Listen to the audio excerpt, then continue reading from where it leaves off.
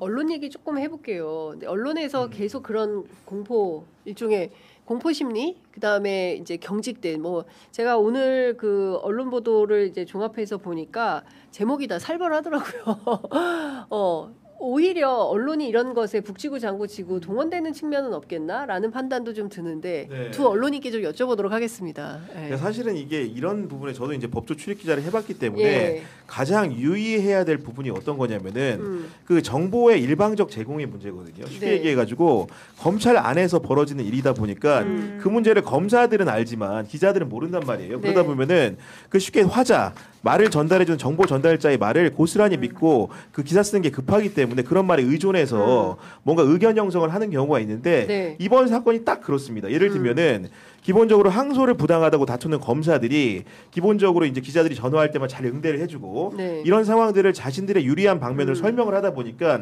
그 부분에 대해서 무비판적으로 쓰기를 했고 네. 실제로 모든 도하의 언론들이 실제로 비슷한 제목의 기사를 내고 있지 않습니까? 네. 예를 들면은 아까도 말씀드렸던 그 대장동 사건의 본질적인 문제라든가 수사 과정, 예를 들면 그 법원의 판결 과정에서의 문제점 이런 것들이 온전함에도 불구하고 네. 그런 부분들은 약간 외면을 하고 실제로 검사들이 항소 포기한 표피적인 부분에만 집중을 해가지고 마치 네. 이것이 검찰 내부의 문제만 다루고 실제로 검찰 내부의 문제라는 것이 법무부나 대통령실에 관여가 있던 것처럼 사실 팩트 확인도 정확히 안 된 부분이지 않습니까? 네. 그럼에도 불구하고 이런 식으로 몰아가기를 하는 부분들은 언론의 올바른 보도 행태가 아니라고 생각을 합니다. 어떻게 보세요? 네, 같은 생각이고요. 그런데 사실 이제 미디어가 워낙 발전을 해서 그러니까 레거시의 어떤 일정 부분의 그런 여론 형성이 있다고 하더라도 이게 그렇게 끌려가지 않는 상황이라는 것도 있는 것 같습니다. 저희 같은 유튜브에서 이야기를 하기도 하고 해설을 해서 목소리가 나와서 국민들이 다 판단하시는 게 있는 것 같거든요. 네. 그래서 처음에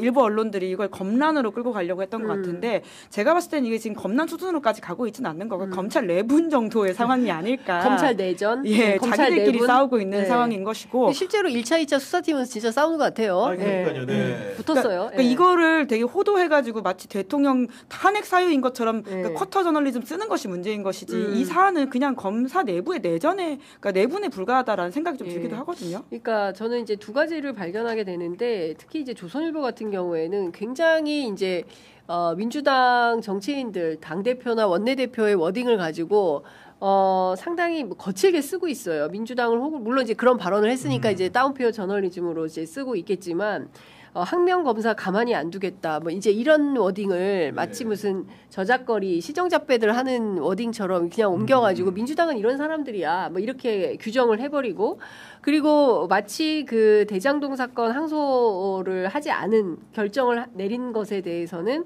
수사 외압을 받는 굉장히 거룩하고 정의로운 검사들인 것처럼 포장을 하고 있어요. 근데 저는 우리 언론이 이런 식으로 국민들의 눈과 귀를 가려서는 안 된다. 물론 옛날처럼 조선일보가 한 줄 쓰면 세상이 막 그냥 들썩들썩하고 천재지변이 일어난 것처럼 변화하고 그런 시대는 끝났습니다. 예, 그리고 그렇게 쓴들 여론 시장에 큰 영향을 미치는 것도 아니에요. 그런데 여전히 이렇게 악의적으로 보도하고 있다.